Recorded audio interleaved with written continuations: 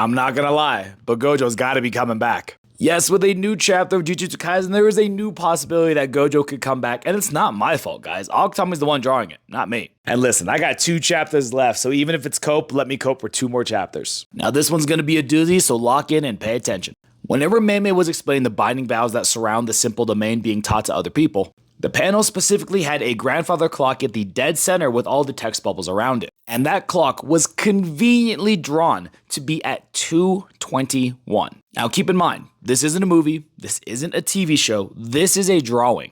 Akutami specifically drew this grandfather clock to be at that specific time of 2:21. Which many of my viewers pointed out while we were live streaming is the exact same chapter that Gojo gets unsealed from Prison Realm and officially comes back. Because remember, Gojo was actually gone for a majority of the story. It's just the fact that his popularity shines through so much, you kind of forget about it. But not only is it the chapter that he came back, it is also his infamous Nah, I'd Win chapter. Now those are just the visual representations of what we have for the possibilities that Gojo could come back.